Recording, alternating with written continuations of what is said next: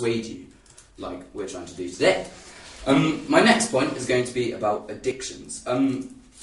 How would you suppose you would get over an addiction in jail? Say you're a heroin addict. Obviously that's a bit extreme, but it will cause a good example. If you're a heroin addict and you're told to stop heroin, you get extremely ill, which is obviously really useful when you're in a hospital. Yeah? And if you're in a prison, there are not the facilities to help you, so you just get really, really ill, very angry at the world for putting you in this place and not helping you, and therefore could either make you want to repeat a crime in another aspect.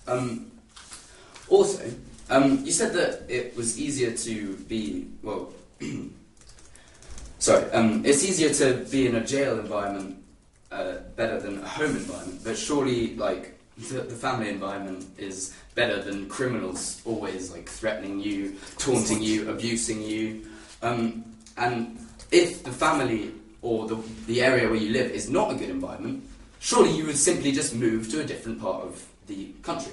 Because if a family is really that devoted to trying to get you to stop your addiction or so forth, they would want to move. Okay. In prison, if you have rehab, you go to rehab, yeah, okay, you'd get some psychology, you'd go back to your cell, and then you'd get to talk to someone else, and they could be talking about a completely different crime, which then you would be thinking about, and then you could have to have rehab for that. Another point which has come up constantly in this debate is the fact about recidivism. Well, surely, like, I think that our facts are clarification enough that if you're in a prison, the recidivism rate was 50 to 70%. That's a big percentage of crimes. In rehabilitation, 8%. Surely, the fact that 8% people do crimes when they come out of rehabilitation is enough persuasion for the judges to vote for rehabilitation today. You said we only have one example, but that's a good example. Well, I would think so anyway. Also, when you are in a prison, you're constantly surrounded by crime, therefore making you want to do recidivism when you get out.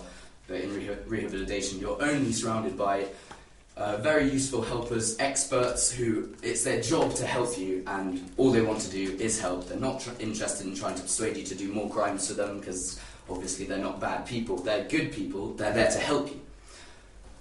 Also, in rehab facilities, a lot of the time you can actually stay in the facility, making it easier for you not to get persuaded by your prior environment or an environment of a prison, which is obviously much worse. I think I've clarified most of the main points of clash, and I hope this has persuaded the judges, and I hope everyone thinks a bit more openly about rehabilitation. Thank you very much. Whenever I want. Okay. So, hello, ladies and gentlemen. In my speech as a third negative speaker, I will first clarify their points of view, our point as we understood it, and then we will say our points of view in this case, and then I will identify the clash points and why we won. But before this, I would like to rebut some new points that the third affirmative speaker brought, because we think that is invalid that he's bringing up new points in order to prove that they won this case.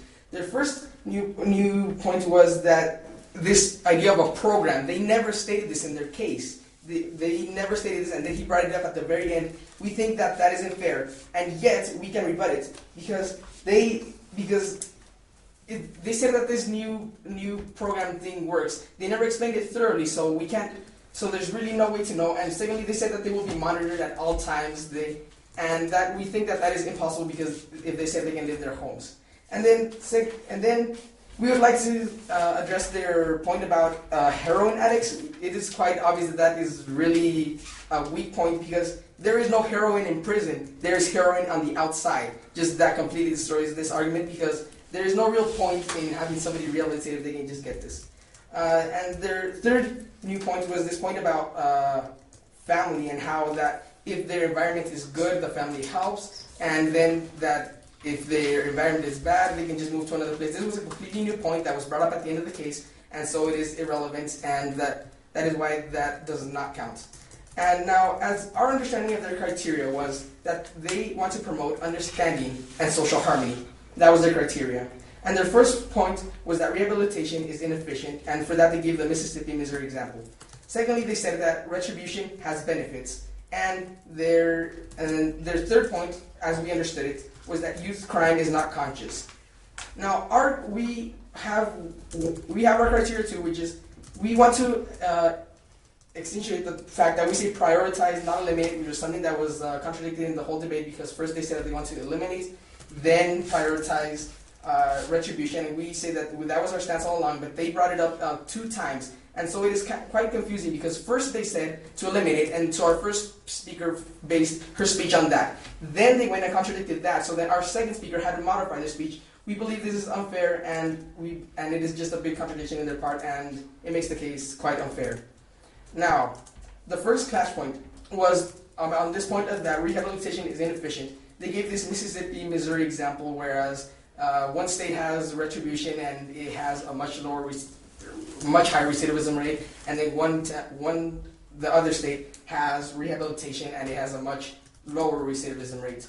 And we like to say that our example stands where we said that there are other factors involved. Although they say it's quite obvious because the difference is so large, but we say there could be many other factors, such as economic ones and things like this, and they never address it, they just said it's obvious. Well, I can give you an example such as, I got sick in the night. I ate an orange in the morning. That doesn't mean that the orange made me sick. I could have eaten, a bug or something, and that could have made me sick. It doesn't have, just before one thing happened, doesn't mean that the other thing happens because of it. That is why we won this point, and that is important because, therefore, we destroy this point that rehab is inefficient. Now, the second clash point came when they said that retribution has benefits, and they said that rehabilitation has benefits. They said that we could, for example, change the people from their community, and then we said that no, how will you move? And their response to this was, okay, never mind, we can leave them in their house, and yet later they said they can move from the country. Again, another big contradiction, and we say to this that since they can't change communities, obviously, because they're children, they have to stay in their own home, and therefore we can't really use this, we can't give them this point because they said that, because they contradict themselves, and ours was not contradictory. They say that they stay in their own homes, and so they are influenced by the toxic environments of their homes, and they never contradicted this. Now, there's something that was brought up in the cross-examination was they said, now, don't you think that it is important for the father to be there with his children? Well, that just proves that they don't even understand the resolution, because they're talking about fathers and mothers. We're talking about juveniles. We're talking about kids, not adults. And we would like to emphasize that they never touched our point. Our one point of the case that we did bring up was that retribution promotes society's rights. And our reasoning for this was that there are more victims than offenders, and so therefore by retribution we offer closure to not only one person but many persons, and so we first prioritize society. They never touch this point, and we would just love to emphasize this point because it is going with their criteria that says understanding and social harmony. Their points do not pertain to this subject. Our point does, and that is why we have won this debate. Thank you.